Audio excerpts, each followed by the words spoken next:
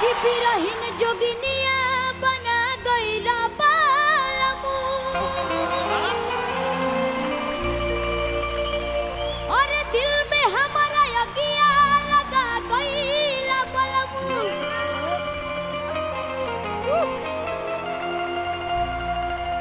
हमसे मुंह मोड़ के अकेले घर छोड़ के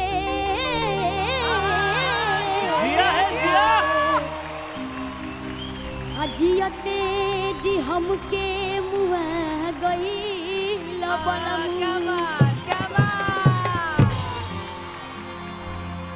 यही भाव में का कहत रही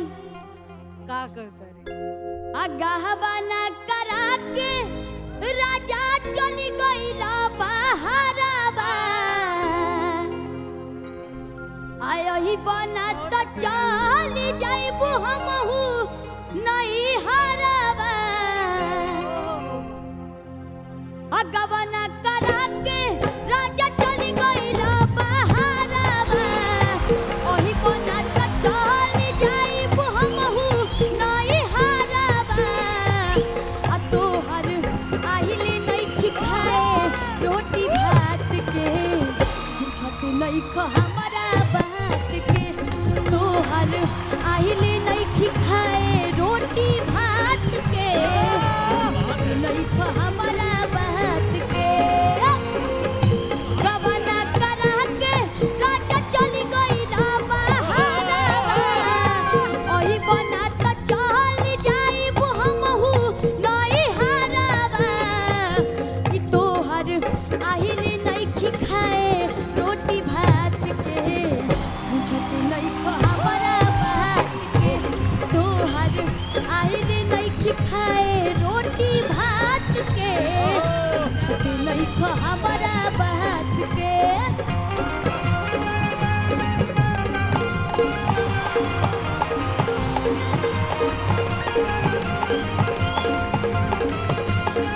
जिया संतोष भैया तू पति बढ़ा के जिया हो जिया रोजे गोदिनिया घर में मरद संगे सूते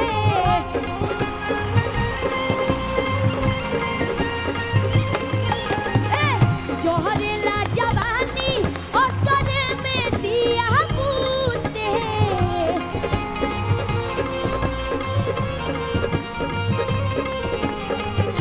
रोजे गोदिनिया रोजे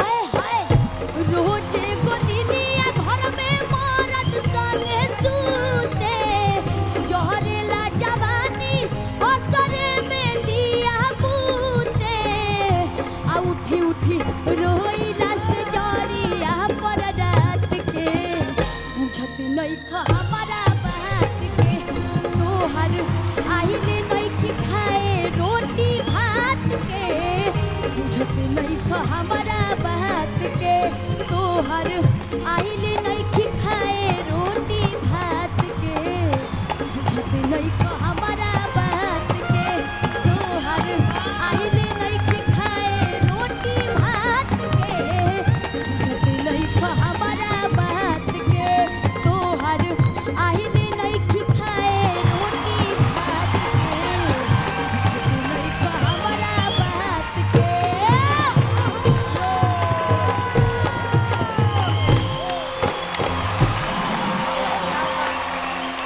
वाह वाह standing ovation second time Diwali episode में और एजाज देखा अम्रपाली जी तृप्ति जी फुल जजेस गुरु महागुरु वाह बहुत बड़ा गायक बनेगा ये लड़का। बाबू कौन सा चक्की का आटा खाते हो यार। तुम्हारे परफॉर्मेंस के बाद एक बात कहना चाहूंगा। एक रियलिटी शो में मैंने परफॉर्म किया था, वहां पर एक बहुत बड़े संगीतकार थे विशाल ददलानी। उन्होंने मुझे बहुत बड़ी बात बोली थी कि तुम्हारा शो देखने के लिए, तुम्हारा कॉन्सर्ट देखने के लिए मैं टिकट खरीद के आऊंगा। वाह, वो कमेंट मैं आज तुमको वापस करता हूँ। वाह क्या बात। इनके उम्र में पवन सिंह हमरा से भेटाई रहन। 8-9 साल का रहे, 8-9 बरिस। ये हाँ 8-9 साल के। हमरा बुझाता कि वो उम्र में जौन पवन सिंह गाना गावत रहन, वो उम्र में एकर तुलना कल जाओ तो पवन सिंह से बढ़िया गाना गावत है। पिटारा लाओ।